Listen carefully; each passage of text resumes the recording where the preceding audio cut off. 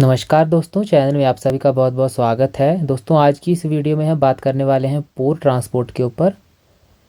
पोर transport दोस्तों, पोर transport जो है हमारा पैसिव ड्रग ट्रांसपोर्ट सिस्टम में जो है सेकंड नंबर पे आता है। तो पोर ट्रांसपोर्ट जैसा कि नाम इसका बता रहा है, तो इसमें जो ट्रांसपोर्ट होता है ड्रग्स का वो पोर्स के थ्रू होता है। जो हमारे पास पोर्स रहते हैं उनके थ्रू ड्रग का ट्रांसपोर्ट होता है। और ये पोर्स कहाँ प्रेजेंट होती हैं? तो ये हमारे जो एब्जॉर्बिंग मेम्ब्रेन है, अभी तक आपको पता लग ही गया होगा कि एब्जॉर्बिंग मेम्ब्रेन क्या होती है। तो एब्जॉर्बिंग मेम्ब्रेन यानी कि जो एब्जॉर्प्शन जिसके थ्रू हो रहा है वो कौन होती है? वो होती है जीआईटी मेम्ब्रेन। हमारी बॉडी में जो गैस्ट्रोइंटेस्टाइनल ट्रैक मेम्ब्रेन होती है, तो उसके थ्रू एब्जॉर्प्शन होता है, तो उसी को एब्जॉर्बिंग मेम्ब्रेन जो है कहते हैं। और उसमें पोर्स प्रेजेंट होते हैं जिनके थ्रू पोर ट्रांसपोर्ट होता है।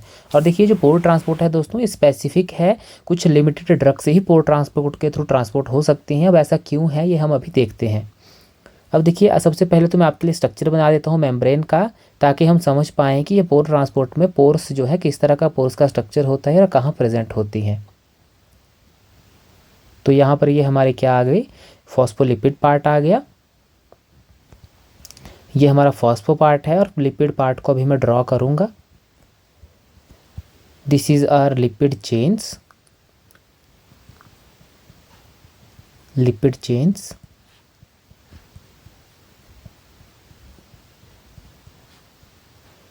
तो ये हमारी हो गई मेम्ब्रेन। ये बीच में हमारे कोलेस्ट्रॉल और डिफरेंट हार्मोन्स हैं जो कि लिपिड एम्बेडेड लिपिड जो हमारे लिपिड चेन में रहते हैं। और दोस्तों देखिए, ये कौन सा पार्ट है? तो ये फॉस्फो पार्ट है and this is lipid part. अब देखिए दोस्तों, ये जो बीच में आप स्पेस देख रहे हैं, जो मैं डॉटेड लाइन से आपके लिए यहाँ पर क्लेरिफाई कर रहा हूँ, दिस स्पेस इज नथिंग और दीज आर पोर्स। यही होती हैं हमारी पोर्स।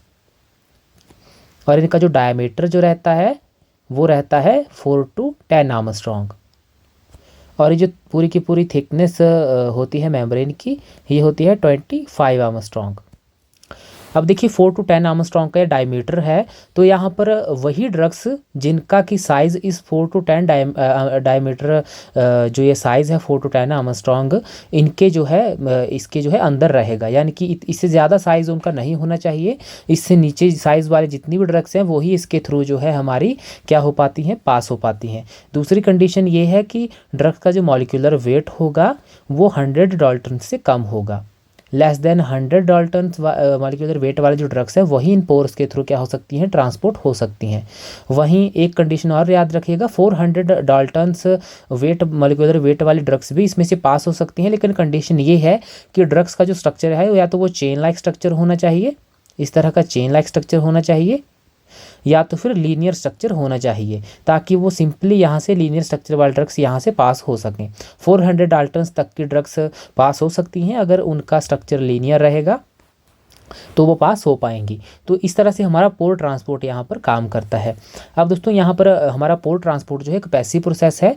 तो पैसिव प्रोसेस में एनर्जी तो इन्वॉल्व नहीं होती, तो इसीलिए यहाँ पर कोई ना कोई ड्राइविंग फोर्स काम कर रही होगी जिसकी वजह से ड्रग ट्रांसपोर्ट होती हैं। अब ऐसा तो है नहीं कि ड्रग्स खुद से ट्रांसपोर्ट हो जाएंगी। तो यहाँ पर ड्राइविंग फोर्स जो रहती है वो हाइड्रोस्टैटिक प्रेशर होता है। ड्राइविंग फोर्स जो रहती है, ध्यान रखिएगा, जैसे पैसिव डिफ्यूजन में कंसंट्रेशन ग्रेडियंट था, यहाँ पर हाइड्रोस्टैटिक प्रेशर हमारा क्या होता है? Driving force. Hydrostatic pressure. और ये हाइड्रोस्टैटिक प्रेशर क्या होता है, यहाँ पर हम छोटा सा एग्जांपल जो है देख लेते हैं। तो यहाँ पर मैं एक वेसल ले लेता हूँ। आप किसी भी साइज़ का कोई भी कंटेनर ले सकते हैं समझने के लिए। यहाँ पर मैंने एक वेसल ले ली है और यहाँ पर मैं एक और वेसल इसी साइज़ की जो है ले लेता हूँ। यहाँ पर मैंने माना कि मेरे पास 2 लीटर ऑफ H2O है। 2 लीटर ऑफ H2O, क्योंकि हाइड्रोस्टैटिक प्रेशर स्पेशली यहाँ पर वाटर की बात हो रही है। हाइड्रो का मतलब ही है वाटर, तो इसको समझने के लिए हमें वाटर का यहाँ पर एग्जाम्पल लेना पड़ेगा। यहाँ पर मैंने जो है 1 लीटर H2O लिया। अब दोस्तों देखिए, होता क्या है, जो ग्रेविटेशनल फोर्स है GF यानी कि ग्रेविटेशनल फोर्स, जो ग्रेविटेशनल फोर्स है वो इस वाटर को नीचे की तरफ पुल करेगी। अर्थ अपनी तरफ जो है इस वाटर को पुल करेगी। अब होता क्या है दोस्तों कि वाटर की जो डिफरेंट लेयर्स होती हैं, अगर मैं इन वाटर को डिफरेंट लेयर्स में कन्वर्ट कर लूँ समझने के लिए कि किस तरह से हाइड्रोस्टैटिक प्रेशर डेवलप होता है, तो मैं डिफरेंट लेयर्स में इस वाटर को कन्वर्ट कर लेता हूँ। यहाँ पर भी मैंने लेयर्स बना ली हैं। तो होता क्या है कि ये जो प्रेशर लग रहा है, फॉर एग्जांपल ये लेयर ए है, ये बी है, ये सी है, और सो ऑन जो है आगे तक डी, ई और ये एफ और ये जी तक जो है लेयर है। यहाँ पर ये लेयर ए है, बी है, सी है और डी है। तो देखिए ये जो ऊपर वाले जो लेयर ए है, ये जो प्रेशर जब इसके ऊपर ग्रेविटेशनल फोर्स लगेगी तो ये नीचे की तरफ प्रेशर लगाएगी लेयर बी के ऊपर, और लेयर बी के ऊपर भी ग्रेविटेशनल फोर्स लगेगी, क्योंकि ग्रेविटेशनल फोर्स तो इक्वली जो है हर जो हमारे पास सब्सटेंस है या कोई इस तरह का लिक्विड है वो सब के ऊपर सेम ही लगती है। तो यहाँ पर ये बी जो हमारे लेयर है ये सी के ऊपर प्रेशर लगाएगी और सी डी के ऊपर लगाएगी। इस तरह से ये पूरी लेयर्स जो है एक दूसरे के ऊपर प्रेशर लगाते लगाते लास्ट में जी के ऊपर जो है प्रेशर लगेगा।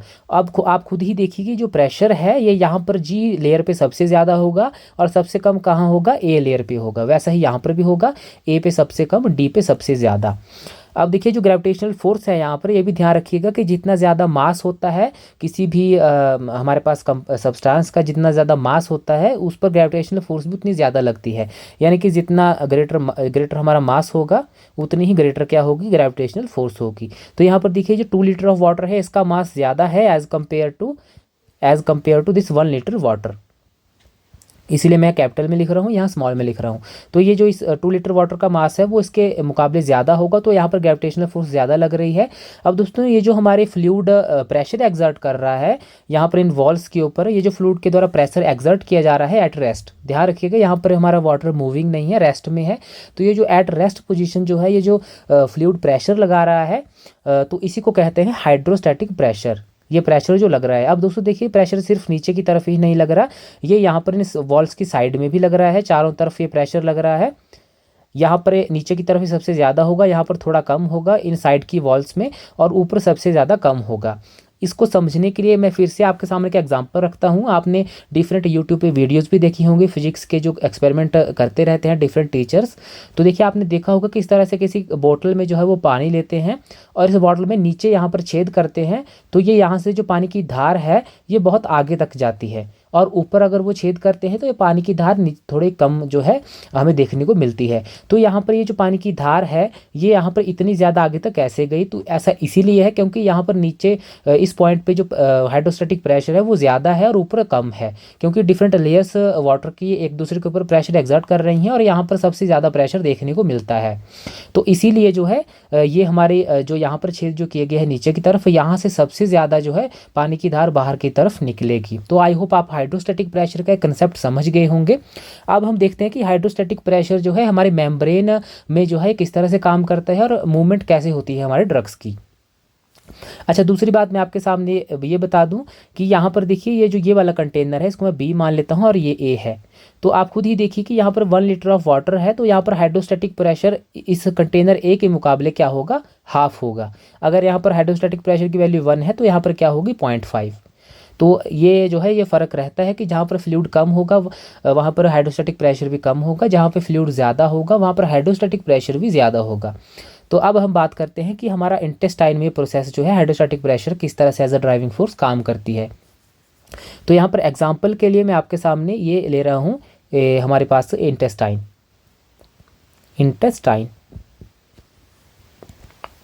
और ये मैंने यहाँ पर ले ली ब्लड वेसल। ये हमारे क्या है, यहाँ से यहाँ तक ये है ब्लड वेसल और यहाँ से यहाँ तक ये क्या है, ये है इंटेस्टाइन। बीच में सिर्फ डिफ्रेंशिएट करने के लिए मैं इसको और कलर से यहाँ पे थोड़ा लिख रहा हूँ। तो ये दूसरे कलर से लिखने का मतलब सिर्फ यही है कि आप डिफ्रेंशिएट कर पाएँ कि ये जीआईटी मेम्ब्रेन है, ये जीआईटी मेम्ब्रेन है, एब्जॉर्बिंग मेम्ब्रेन है। यही मेम्ब्रेन हमारी यहाँ पर जो ब्लड है और यहाँ पर इंटेस्टाइन में जो मटेरियल है इसके बीच में बैरियर है। यहाँ से इंटेस्टाइन से जो कुछ भी एब्जॉर्ब होगा वो इसी जो है ब्लड वेसल के थ्रू जो है इसी ब्लड वेसल में जो है आएगा और फिर ये ब्लड जो है पूरी बॉडी में उसको ट्रांसपोर्ट करेगा। अब दोस्तों देखिएगा ये जो मैंने ब्लड वेसल यहाँ पे ली है ये सिर्फ एग्जाम्पल के लिए है। आप 3D में सोचिएगा कि पूरी की पूरी जो इंटेस्टाइन है उसके आसपास कितनी ज़्यादा ब्लड वेसल्स हमारे रहती हैं। तो ये तो सिर्फ मैंने छोटा सा एक समझ लीजिए कि सेगमेंट उठाया है समझने के लिए। 3D में अगर आप सोचेंगे अपने दिमाग में तो आप समझ सकते हैं कि कितनी ज़्यादा नंबर ऑफ ब्लड वेसल्स वहाँ पर होंगी और ये कितना ज़्यादा जो है हमारा एब्जॉर्प्शन वहाँ से होता है। तो अब देखिए यहाँ पर मैं कंसीडर कर लेता हूँ कि यहाँ पर इंटेस्टाइन में है वाटर और यहाँ पर क्या है हमारा ब्लड। और ये हमारी एब्जॉर्बिंग मेम्ब्रेन है, इसमें मैंने मान लिया कि ये हमारी पोर्स हैं। ये सिर्फ दिखाने के लिए कि हमारे पोर्स हैं, ये मैंने यहाँ पर पोर्स का स्ट्रक्चर बना दिया है। अब दोस्तों देखिए होता क्या है कि ये जो इंटेस्टाइन में वाटर प्रेजेंट है, ये हाइड्रोस्टैटिक प्रेशर जो है इस मेम्ब्रेन के ऊपर एग्जर्ट करता है, जिसकी वजह से ये मूव करता है from its higher concentration to lower concentration. ये वाटर इसकी हायर कंसंट्रेशन से कहाँ मूव करेगा, लोअर कंसंट्रेशन में। तो इंटेस्टाइन में जो कंसंट्रेशन है वो ज़्यादा है और ब्लड में जो कंसंट्रेशन है वो कम है, तो ये ऊपर से जो है इस ब्लड की तरफ मूव करेगा और ये हाइड्रोस्टैटिक प्रेशर की वजह से मूव करेगा, क्योंकि ये प्रेशर एक्सर्ट करेगा इस मेम्ब्रेन के ऊपर और पोर्स के थ्रू जो है मूव करेगा। इसी तरह से यहाँ पर भी ये मूवमेंट होगी, यहाँ पर भी ये मूवमेंट होगी। अब दोस्तों देखिए होता क्या है, यहाँ पर तो ये वाटर मूव कर रहा है सिर्फ, और हमने कहा कि ड्रग ट्रांसपोर्ट हो रही है, तो ड्रग कैसे ट्रांसपोर्ट होती है। तो देखिए अब होता क्या है कि इस वाटर में जो है, इस वाटर में हमारे जो ड्रग मॉलिक्यूल्स रहते हैं, ये डिफरेंट और भी सब्सटेंसेस जो कि नॉर्मली एब्जॉर्ब होते हैं, जैसे शुगर हो गया, हमारे पास शुगर हो गया, शुगर मॉलिक्यूल्स, और यूरिया है। तो ये जो हमारे कंपाउंड्स हैं दोस्तों, इनका साइज लेस देन 100 डाल्टन्स के नीचे होता है, यानी कि इनका जो मॉलिक्यूलर वेट है वो 100 डाल्टन्स से कम होता है। और ड्रग मॉलिक्यूल्स जो कि 100 डाल्टन्स से कम है वो भी इस वाटर में डिजॉल्व्ड रहते हैं। तो इस वाटर की जैसे मूवमेंट होती है इन पोर्स के थ्रू, तो वैसे ही ये हमारे पास साथ में ये जो मॉलिक्यूल्स हैं, ये जो ड्रग मॉलिक्यूल्स हैं जो कि इन पोर्स के थ्रू पास हो सकते हैं, वो भी हमारे साथ में पास होते हैं। जैसे कि मैं और क्लैरिफाई करने के लिए यहाँ पर पोर का स्ट्रक्चर बना देता हूँ।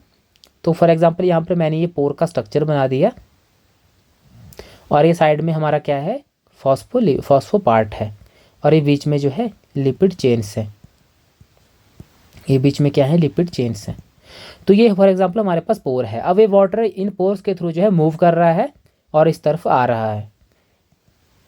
और साथ में क्या होता है कि फॉर एग्जांपल कुछ हमारे पास स्मॉल ड्रग मॉलिक्यूल्स हैं, या कोई हमारे पास जैसे यूरिया है या शुगर्स हैं, तो ये भी जो है क्योंकि इनका साइज स्मॉल है और इस पोर्स में से ये पास हो सकते हैं, तो इस वाटर के साथ जो है ये साथ में, इस वाटर के साथ सॉल्युबल फॉर्म में जो है ये कहाँ जाते हैं, यहाँ पर ये ब्लड में पहुँच जाते हैं। इस तरह से ये पोर ट्रांसपोर्ट जो है होता है। अब देखिए बुक में जो टर्म्स लिखी हैं उनका मैं थोड़ा एक्सप्लेन कर देता हूँ। जैसे एक टर्म लिखी है solvent drag, DRAG, solvent drag.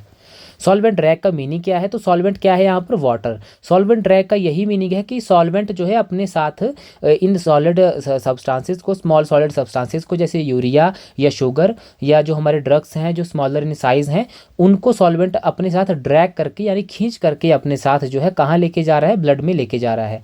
यानी कि ये खुद से नहीं आ रहे हैं, इस वाटर की वजह से, वाटर के हाइड्रोस्टैटिक प्रेशर की वजह से इन पोर्स के थ्रू जो है वाटर के साथ, सॉल्वेंट के साथ खींचकर जो है यहाँ पर चले आते हैं। तो इसी को सॉल्वेंट ड्रैग कहते हैं। और यही जो है इस पोर ट्रांसपोर्ट की प्रोसेस है।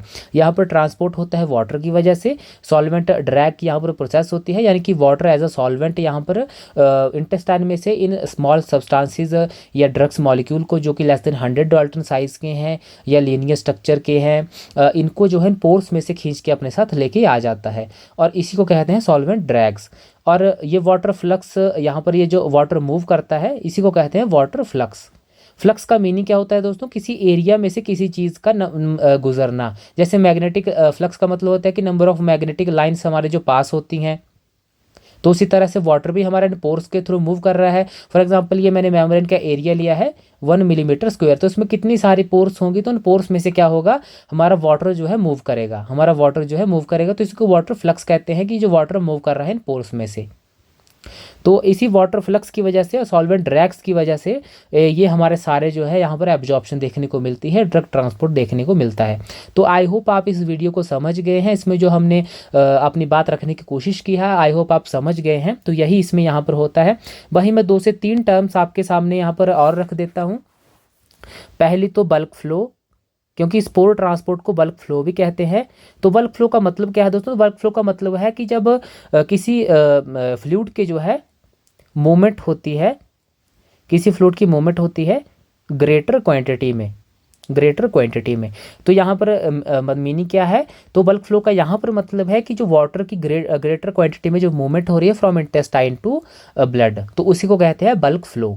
और वहीं इसका एक और भी नाम है कन्वेक्टिव ट्रांसपोर्ट। तो कन्वेक्टिव ट्रांसपोर्ट का मीनिंग यही है कि हमारा जो बल्क फ्लो हो रहा है, यानी कि वाटर की जो बल्क मूवमेंट हो रही है फ्रॉम इंटेस्टाइन टू ब्लड, तो उसके साथ जो है हमारे सॉलिड सब्सटेंसेस भी सॉल्वेंट ड्रैग के जरिए इंटेस्टाइन से हमारे ब्लड में पहुंच रहे हैं, तो इसी को कन्वेक्टिव ट्रांसपोर्ट कहते हैं। यानी कि किसी फ्लूइड का बल्क फ्लो हो और उस बल्क फ्लो में साथ में जो है कुछ सॉलिड सब्सटेंसेस भी जो है उसके साथ हमारे खींचे चले आए फ्रॉम इंटेस्टाइन टू हमारा ब्लड। तो यहाँ पर ये मीनिंग जो है इस टर्म का है, कन्वेक्टिव ट्रांसपोर्ट का और बल्क फ्लो का। आई होप आपको समझ आ गया होगा।